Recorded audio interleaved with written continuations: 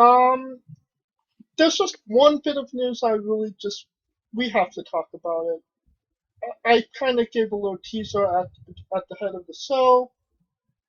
Arn Anderson possibly committed murder and admitted to it on Dynamite. Oh God, so that's what everyone was up in arms about. Unfortunately, Wednesday nights are packed TV wise in my household. So sometimes I won't get to watch Dynamite until a couple of days later, and I have not watched it this week. But everybody, it's trending. Uh, it is it, it, it, it is a living meme. Oh yeah. Uh, so I mean, quite honestly, are we really surprised that it's Arn Anderson involved in this? I mean, considering the whole Scissorgate and everything. But I mean, a scissors is a far cry from a Glock.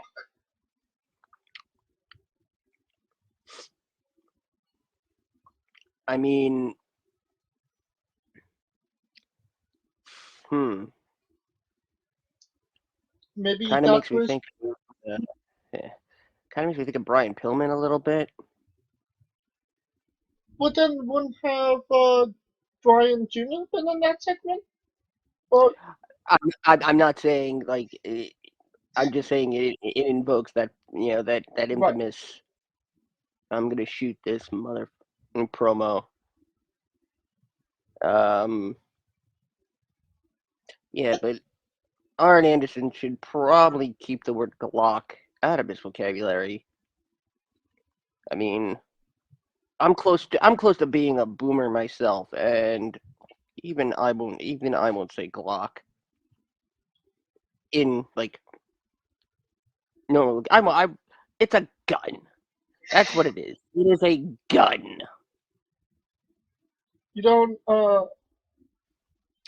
Like cock Glock and go.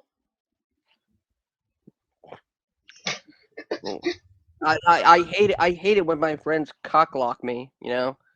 Mm. But was it a Glock 37, a Glock 45? Do Glocks even come in numbers? I don't know. I mean, It's. did Arn just really want to trend over I'm a fat faced dipshit? Yeah, yeah, yeah. I mean, I want to say that he was trying to make a point, but it kind of seems like he was just bragging at that point into the promo. But But you have to believe that somewhere Ric Flair was watching this promo and was going, and people think I'm nuts in my promo. well, it was definitely a highlight of this week, I suppose. But Uh, it you doesn't have seem like it seems like it another was just more of a meme rather than you know there any heat. I don't believe there was any heat for him saying what he said. no, And I no. mean, if there was, he would just probably shoot him. Yeah, but we're gonna be seeing this like this is gonna become a TikTok. You know that. Did you not see the Fire Pro Rundle? Oh, good lord. Oh man. See, good lord. You just saw it, right? No, no. I'm just imagining what it is because being the huge Fire Pro fan that Oh, I then am. Ooh, I'll send it to you. It's fabulous. Um, there is Obviously, the first half of the draft happened yesterday. We will be covering all things the draft next week on the show when it had fully concluded. but little extra piece of news. Uh, Next week, the King of the Ring returns, and we've been speculating on it for a while, and it's finally happening. It's not the Queen of the Ring, it's the Queen's Crown tournament, and Hmm. it starts next Friday on SmackDown. Uh, Is it Also, is it an interpromotional uh tournament or just a SmackDown tournament? well, as of the well, that leads it to my other piece of news. This draft does not go in effect until Friday, October 22nd. I mean, that was kind of like an unspoken rule in WWE. You finish your rivalries up at the next paid preview, and then everybody goes to where they need to belong the next week. Well, I mean, back in the day, they used to do the draft right after WrestleMania, and then they moved it to July, and Now it we're in was October. usually uh, in, back in the back in the from 2005 all the way up to like around 2008 2009. It was usually done a week the week of a pay-per-view. Yeah, because usually, you whatever the backlash of WrestleMania was, because it was usually right after WrestleMania.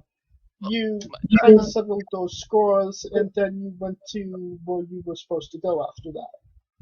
Well, in 2005 uh, June, when John Cena went to Raw, Yeah. that it was Vengeance, and Raw technically had both champions uh, Well, at that. 2005 was a weird draft. It was one superstar weekly.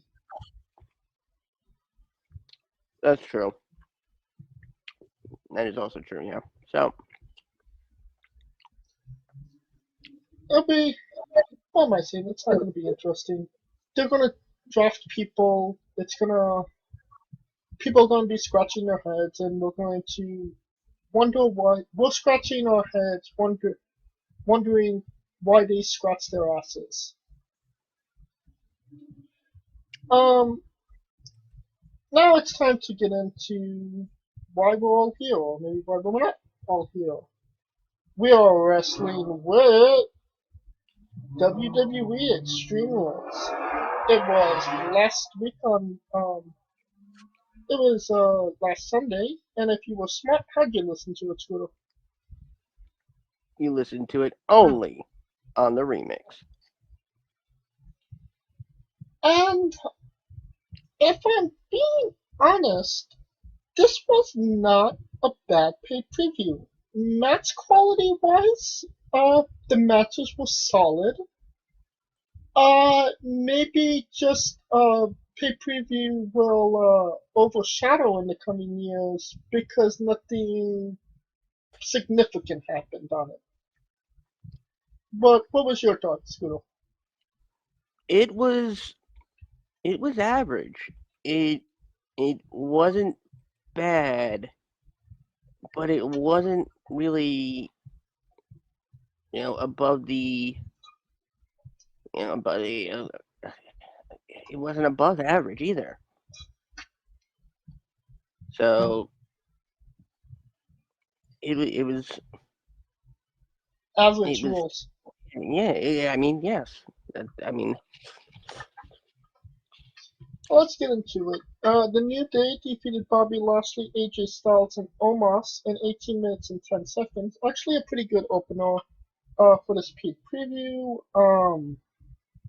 lastly, AJ and Omos kind of just thrown together at this point, but they still made a pretty good story out of it. No, Yeah, yeah, absolutely.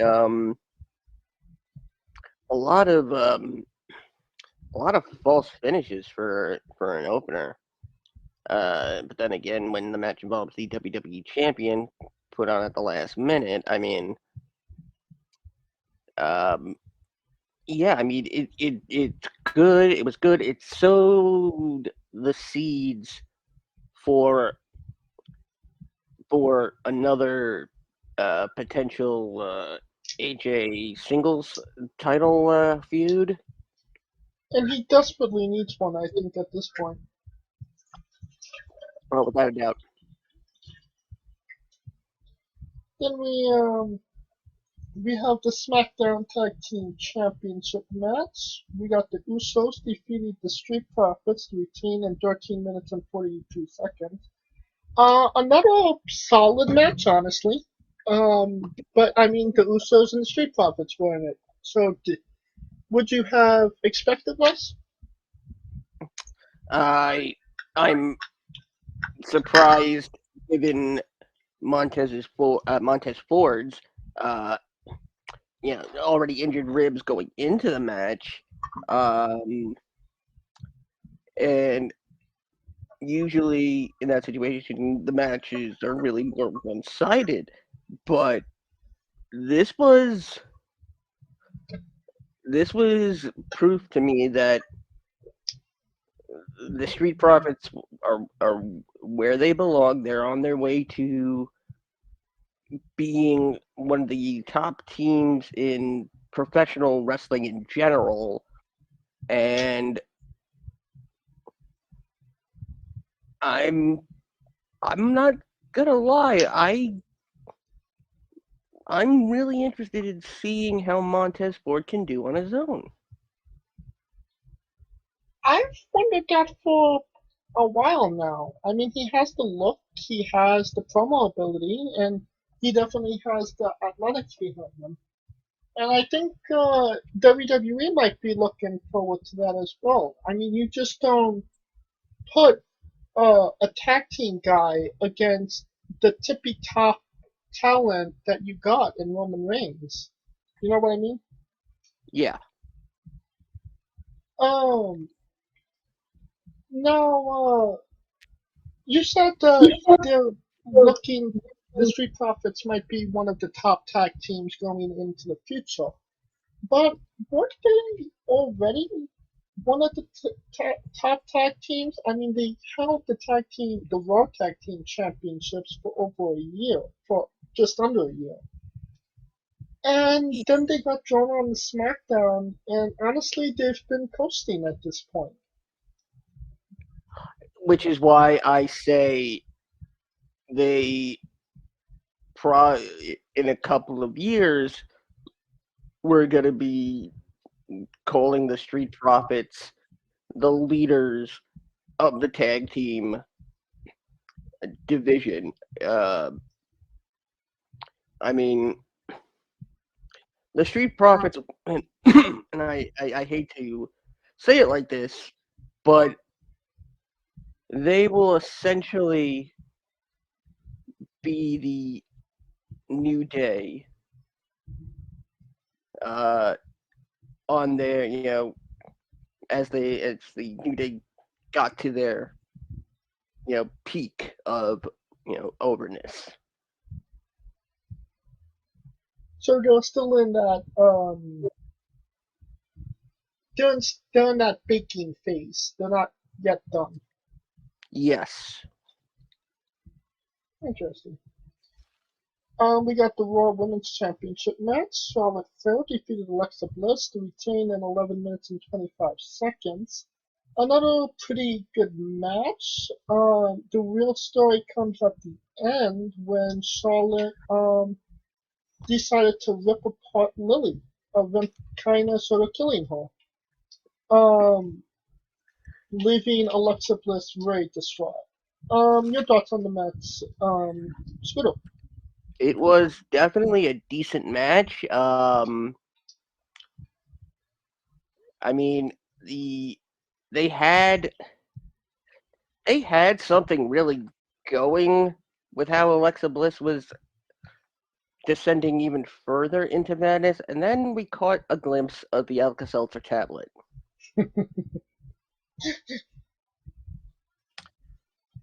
Where do you think they were which going with that? That she had rabies or something? something like that. That maybe they were trying to get her mouth to resemble Lily's mouth. I mean, They, Lily's mouth don't open. It's. well, no, technically, yes, her mouth is open, but the separated teeth and everything like that. Uh, you know, the common horror trope is that when something like that is destroyed, it's usually a container for evil, uh, and it usually has its hooks in something in a human host and cannot and can only be so limited. And now that Lily has been essentially destroyed, there's there's a way for WWE to really, you know, get into that end zone with this. They really have to come at this from pure story. They really got to devote the storytelling. The action in the ring can take care of itself. They need to develop what's happening outside the ring because of what happened in the ring with this. No, just on the part of the match, you know, all of the shenanigans that Alexa Bliss does, you kind of forget that she is actually a good wrestler. Case in point, this match. Um, but to your point, it kind of seemed like this one destroying Lily would bring Alexa Bliss back to the way she was. Kind of getting rid of the, Bray Wyatt stigma on her. That's kind of what they were teasing after the match with Charlotte's promo. Um, do you think that they're kind of going that route of putting Alexa Bliss back the way she was? Or do you think that they're going to go full out, this Alexa Bliss type character that we got, the Fiend controlled Alexa Bliss? I mean, I think we're seeing that return of that dichotomy in Alexa Bliss's character. Um, I mean, where do you go with it? I mean, you don't have like a Malachi Black or Christopher Daniels to kind of do, for lack of a better word, an exorcism on her.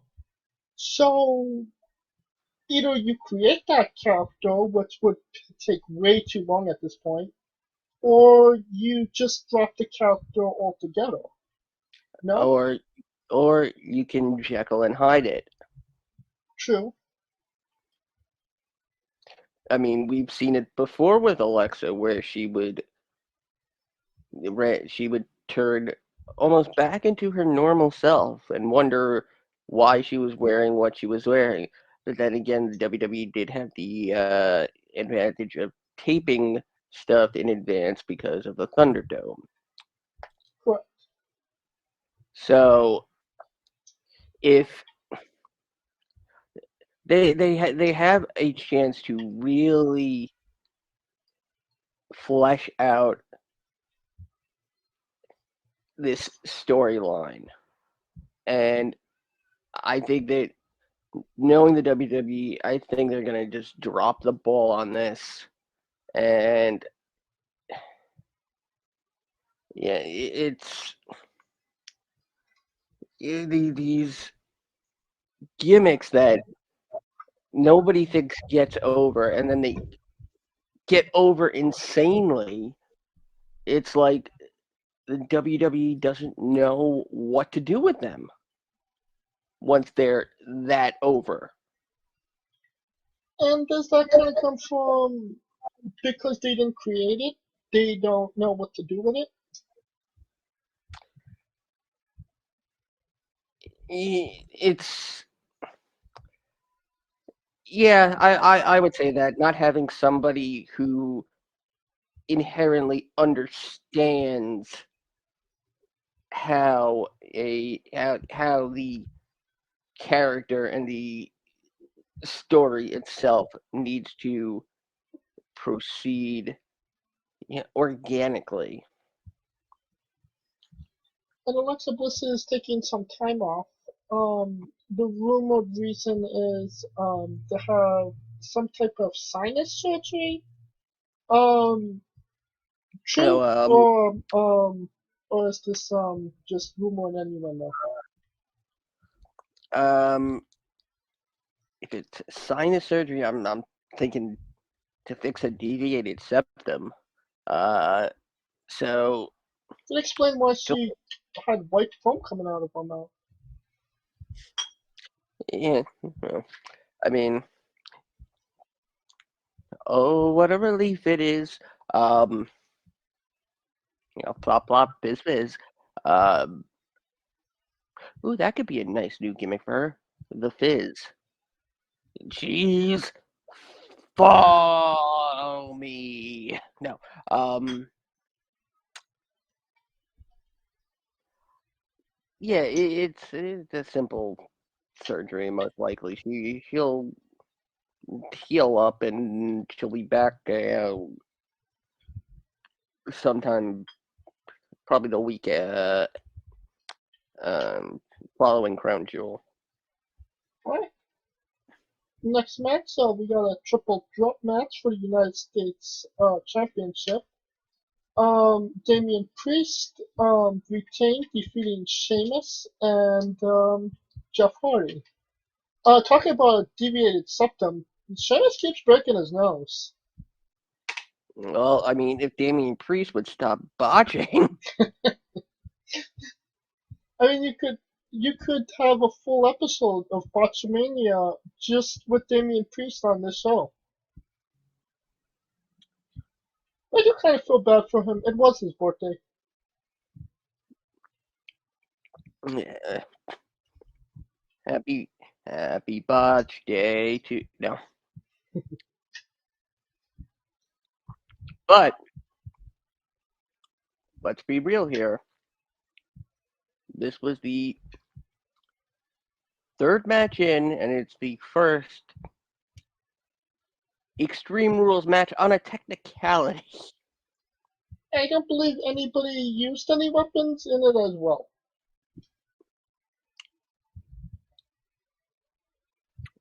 Yep. Well, on a side note, Damian Priest and Sheamus had a no disqualification match on Raw the very next night. I was watching and I was like, what the fuck? I mean, if you're gonna have a triple threat match, you do it on Raw.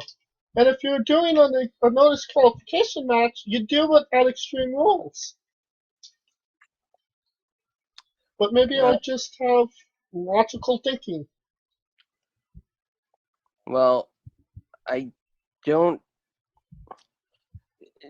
see. Here's the thing: is that I don't think they knew for sure back when they had Extreme Rules on the calendar if they were going to be going back to Saudi Arabia.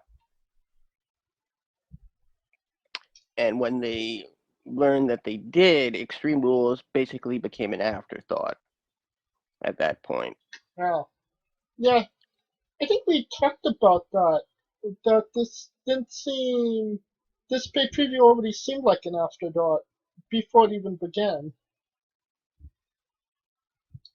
But props to Sheamus. He wrestled the next night with a broken nose and had a pretty decent match with Priest. Next match up, Bianca Belair defeated women's SmackDown Women's Champion Becky Lynch via disqualification in Viva. 17 minutes and 26 seconds when Sasha Banks attacked her. I mean, at this point, does anybody care when Banks makes a return? She's made so many of them.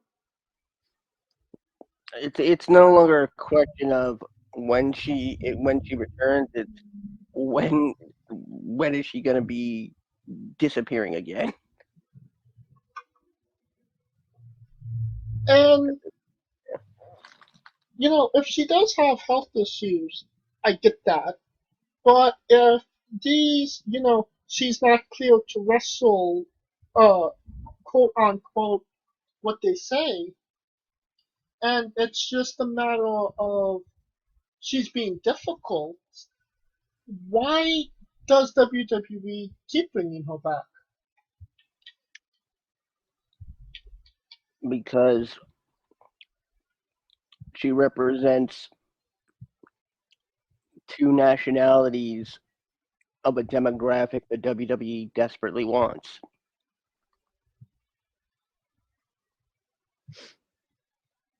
I mean, don't you get that with Bianca Belair now?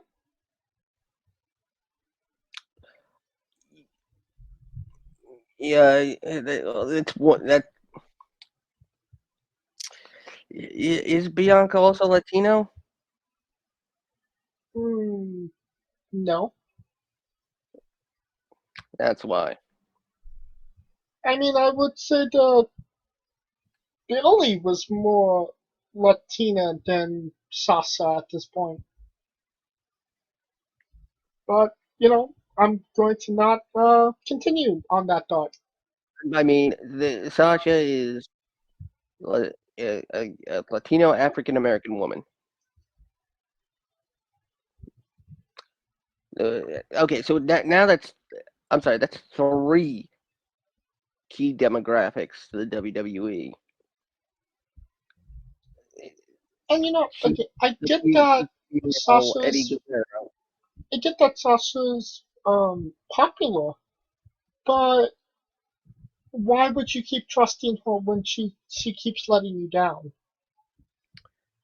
The question is it in her control though? Do you feel it's in her control, or do you feel that it could be avoided? I feel that if the WWE didn't have a, uh, a close eye watching them, they would let her compete regardless, and that's just reckless. I think the only reason Sasha was actually even kept off to begin with is because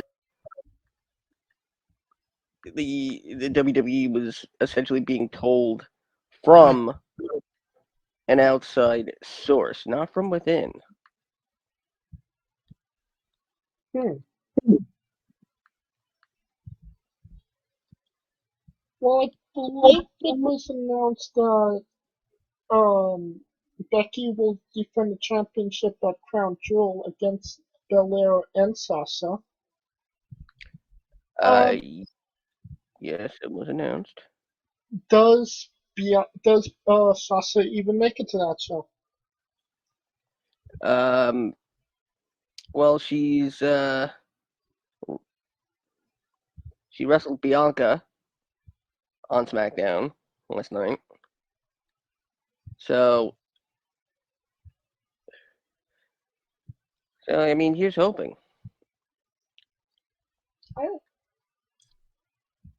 On another note, this match was 17 minutes longer than their SummerSlam match. Um, do you believe Bianca Belair against Becky Lynch? Uh, hmm, hmm, hmm. Skip. Go to the next person. Oh wait. Kaliko. Yeah. Oh wait.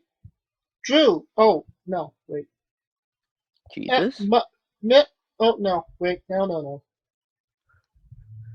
Cooper? Uh, uh, No. um. Uh. Uh. Stimpy. I don't know.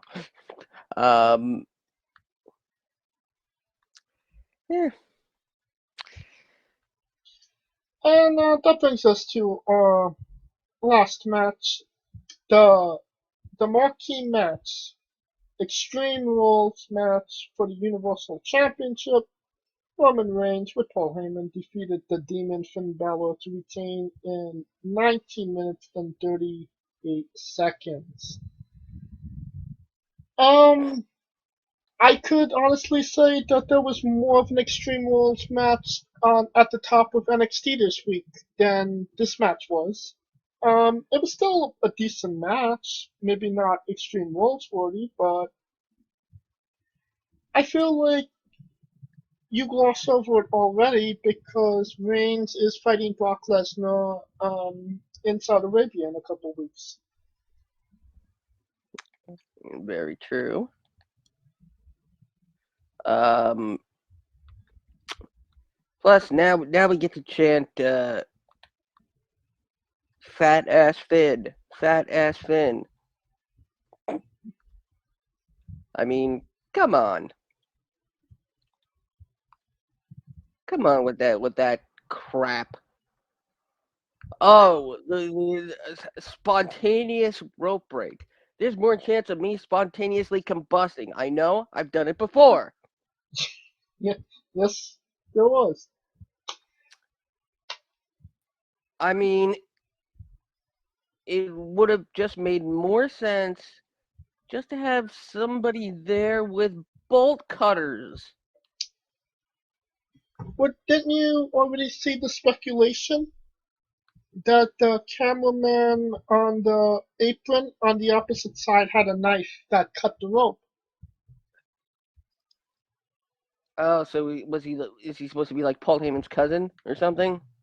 I have no idea, but that's what um fans are speculating at this point. No, that they wouldn't have cut it with a knife. You know how long it would take to cut that thing with a knife? I mean, No, that's what no, they said was in his hand. I'm just relaying the message. based on being somebody who has taken down and put a ring up constantly, you you don't cut through those. You can't. It would take way too long. And based on how the entire rope in and of itself came off. There wasn't a broken piece from what we could see. Was it? Did the buckle come off as well? I can't remember. Yes, that was basically a spring, almost. It's almost a because they tighten the buckles and then they're tested for elasticity. That was a case of one end being one opposite corner essentially being loosened to the degree where it could affect all the other turnbuckles connected to that top rope. Do you feel like So this was just a lazy way to get Finn Balor a loss here? yes, it was absolutely lazy. Do you feel that anything's going to come of this rope break? That there's a conspiracy there, or uh, Finn Balor's not in the title picture next? No, Finn Balor's not in the title picture. He's still in the title picture? No, and I bet he goes to Raw. Hmm. We'll see what happens there. Um, The other thing that was said was, okay, Roman broke Spirit of Balor through the barricade. And then he got up, he summoned his demony powers, and he had the second wind about him. And then the ropes broke, and he was, ow, I hurt my leg. Fair criticism? Oh, absolutely fair. Absolutely fair. I mean, if that's going to happen, you're essentially, how do I put this? It's almost as if Finn Balor found himself a power star from Super Mario Brothers and had temporary invincibility. That is a fantastic way to put it. And then suddenly just the rope breaks and he's he's done. That's like did the guys who write Deadpool 2 book this match? That's just lazy writing. Now, with all that said, this whole preview in its entirety, thumbs up, thumbs down, thumbs in the middle. Mm, one thumb to spread the cheeks, and yeah, no, thumbs down. In its entirety, I give it an Orange Cassidy thumbs up. That will, Yeah, I was doing an impression of Orange Cassidy. Yeah.